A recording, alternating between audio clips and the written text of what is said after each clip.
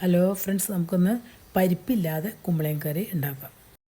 5 ചുമന്നുള്ളി, വലിയ ഉള്ളിയാണ് കേട്ടോ, അത് നീളനെ കട്ട് ചെയ്തിട്ട് കൊടുക്കുക. പിന്നെ 2 പച്ചമുളക് നീളനെ കട്ട് ചെയ്ത് അതിട്ട് കൊടുക്കണം കേട്ടോ. ഇനി അതിലേക്ക് നമുക്ക് 2 വേപ്പില ഇട്ട് കൊടുക്കുക. കുറച്ച് കല്ലുപ്പ് ഇട്ട് കൊടുക്കുക. ഉപ്പ് ഏതിപ്പായാലും കുഴപ്പമില്ല, ഞാൻ കല്ലുപ്പാണ് ഇടുന്നത്. 2 ടീസ്പൂണ് മുളക് പൊടി ഇട്ട് കൊടുക്കുക.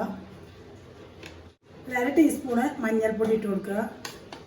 അതിലേക്ക് 1 ടേബിൾ സ്പൂണ് വെളിച്ചെണ്ണ ഒഴിക്കുക. നമുക്കൊന്ന് കൈ കൊണ്ട് നന്നായിട്ട് ഒന്ന് തിരിഞ്ഞ് കൊടുക്കാം കേട്ടോ.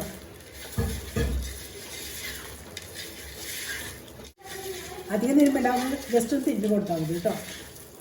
നമുക്ക് അതിലേക്ക് കുമ്പളങ്ങ ഇട്ട് കൊടുക്കാം. 1/4 കിലോ കുമ്പളങ്ങ ഉണ്ട് കേട്ടോ. ഇവരെ സ്ക്വയറായിട്ട് കട്ട് ചെയ്തെടുക്കുക. അതിലേക്ക് ഇട്ട് കൊടുക്കുക.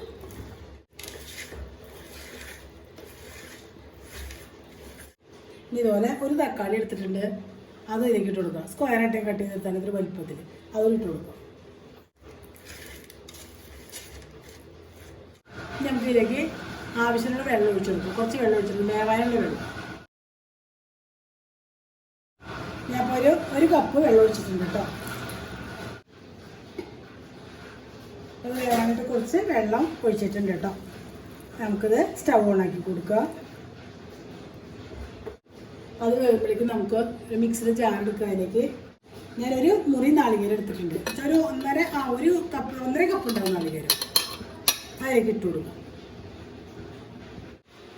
അത് തേങ്ങ അരക്കാനത്തേക്ക് നമുക്ക് ഒരു 5 ഉള്ളി ഇട്ട് കൊടുക്കാം കേട്ടോ. ചെറിയ ചുവന്നുള്ളി അതിലേക്ക് ഇട്ട് കൊടുക്കുക. 1/2 സ്പൂണ് ജീരകം കൂടി ഇട്ട് കൊടുക്കുക. ഇത് കുറച്ച് വെള്ളം ഒഴിച്ചിട്ട് നന്നായിട്ട് പേസ്റ്റ് പോലെ അരച്ചെടുക്കാം കേട്ടോ. നമുക്കത്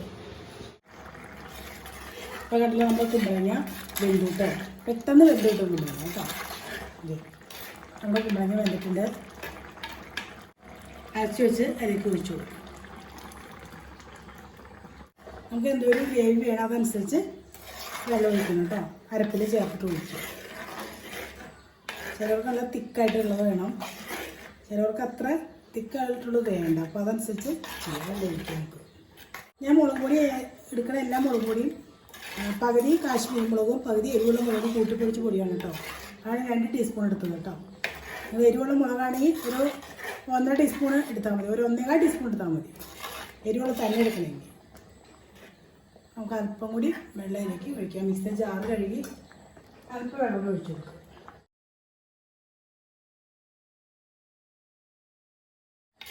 ഇപ്പോൾ ഈ സമയത്ത് നമുക്ക് ഉപ്പൊക്കെ നോക്കണം കേട്ടോ. കുറവുണ്ടെങ്കിൽ ഉപ്പിട്ട് കൊടുക്കണം.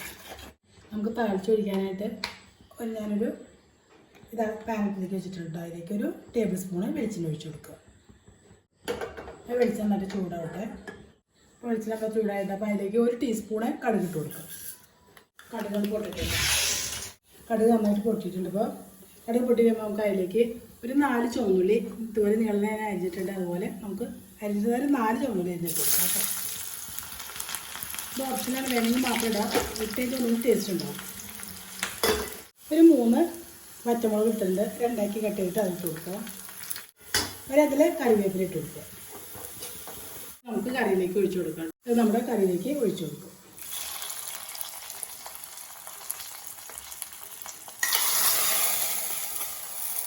നമ്മുടെ പരിപ്പില്ലാത്ത കുമ്പളങ്ങ കറി ഇവിടെ റെഡി ആയിട്ടുണ്ട് കേട്ടോ.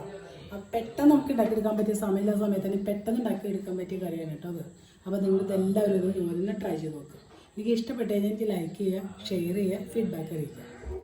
അത് ഓരോരുത്തർക്കും എന്തോരം ഗ്രേവി വേണം അതനുസരിച്ച് നമുക്ക് വെള്ളം ചേർക്കണം കേട്ടോ.